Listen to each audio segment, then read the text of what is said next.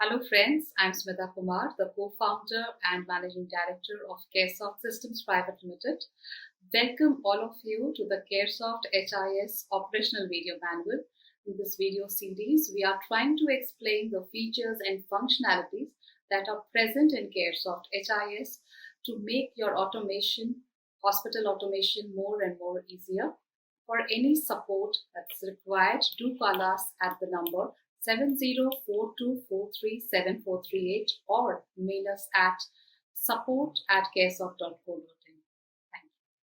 Soft HIS video operational manual में आपका स्वागत है। आज हम ईमेल शेड्यूलिंग सेटअप कैसे करते हैं वो देखने वाले हैं। तो पहले आपको आपका सॉफ्टवेयर लॉगिन करना है। लॉगिन करने के बाद यहाँ पे बहुत सारे मल्टीपल मॉड्यूल्स हैं। उसके बाद यहाँ से आपको एडमिन मैनेजमेंट मॉड्यूल में ईमेल शेड्यूलिंग सेटअप में जाना है।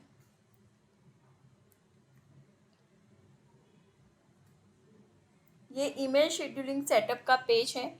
यहाँ पे आपको यूज़र नेम वाइज फर्स्ट कौन से यूज़र को मेल जाना चाहिए।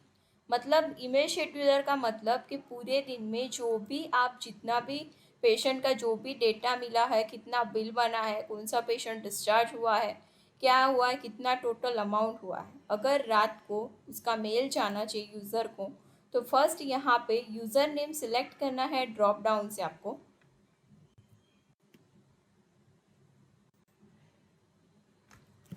ड्रॉप डाउन से यूज़र नेम सिलेक्ट करने के बाद यहाँ पे सेकेंड टैब में दिया है सिलेक्ट रिपोर्ट। तो यहाँ पे बहुत सारे रिपोर्ट्स दी गए, day book report summary, fund flow statement. उसमें से जो अगर थोड़े रिपोर्ट जाने चाहिए तो यहाँ से टिक मार्क कर सकते हो, और यहाँ पे जितने भी रिपोर्ट्स दिए उसमें सारे रिपोर्ट जाने चाहिए तो आपको सिलेक्ट ऑल करना है।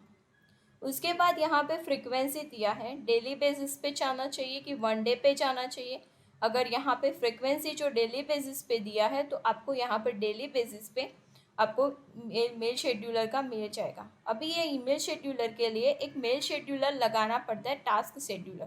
टास्क शेड्यूलर में आपको टाइमिंग सेट करना पड़ता है। अगर रात को 11 बजे या नहीं तो रात को 11:58 पे, मतलब पूरे दिन का डेटा आपको चाहिए, तो रात को 11:58 का आप शेड्यूलर लगाओ, और वो शेड्यूलर है वो ऑटोमेटिक स्केड्यूल हो जाएगा। और उसके बाद अगर आपने यहाँ पे यूज़र वाइज स्केड्यूलिंग किया रहेगा ईमेल शेड्यूलर, तो वो यूज़र को ऑटोमेटिक मेल और मेल के थ्रू उसका एक्सेल शीट और PDF चला जाएगा। अभी मैंने यहाँ पे यूज़र नेम सिलेक्ट किया है, ऑल रिपोर्ट्स लिया है, और उसके बाद मुझे यहाँ पे बटन्स दिया है। तो मैं यहाँ पे फर्स्ट जो बटन दिया है वो सेव का बटन दिया है, तो मैं यहाँ पे सेव करूँगी। तभी मुझे पॉपअप शो करेगा, are you sure you want to save, तो आपको यस बटन पे क्लिक करना है। तो यूज़र नेम वाइज आपका शेड्यूलिंग सेटअप सेव्ड हो गया। उसके बाद आपने यूज़र वाइज जो शेड्यूलिंग सेटअप किया है, अगर उसमें से कुछ रिपोर्ट्स का कुछ आपको मिसअंडरस्टैंडिंग हुआ है, अगर उसमें से कुछ चेंजेस करना है, तो आप ड्रॉप डाउन से यूज़र नेम सेलेक्ट कीजिए।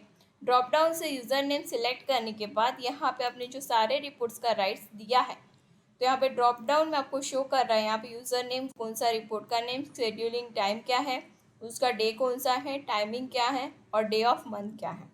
तो अभी मुझे कोई रिपोर्ट यहाँ से टिक मार्क हटाना है, तो मैं यहाँ से सिलेक्ट करके यहाँ से रिपोर्ट का टिक मार्क हटा के मैं वो रिपोर्ट, जब मुझे मॉडिफाई करने का जो सेकेंड बटन दिया है, तो मैं वहाँ पे क्लिक करूँगी, तभी मुझे पॉपअप शो करेगा, are you sure you want to modify. अगर आप कंफर्म है तो आप मॉडिफाई कर सकते हो।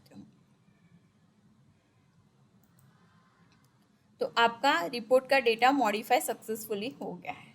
उसके बाद अगर आपको शेड्यूलर डिलीट करना है तो आप डिलीट कर सकते हो। डिलीट बटन यहाँ पे जो दिया है वो डिलीट करोगे तो आपको कोई भी रिपोर्ट अगर नहीं चाहिए, रिपोर्ट का जो नेमिंग आपने टिक मार्क किया है वो नहीं चाहिए, तो आप डिलीट कर सकते हो। उसके बाद यहाँ पे बटन दिया है कैंसिल का। अगर आपने गलती से अलग कोई यूज़र नेम पे आपने शेड्यूलर लगा दिया है, अगर आपको नहीं चाहिए तो आप ये कैंसिल भी कर सकते हो। तो आपको यूज़र नेम सिलेक्ट करना पड़ेगा। तो ये ईमेल शेड्यूलर है। ये ईमेल शेड्यूलर इसलिए यूज़ आता है कि हर रोज़ का दिन का डेटा आपको प्रॉपरली एक्सेल शीट में और PDF शीट में आपको ऑटोमेटिक आपके मेल ID पे मेल शो करेगा। Thank you.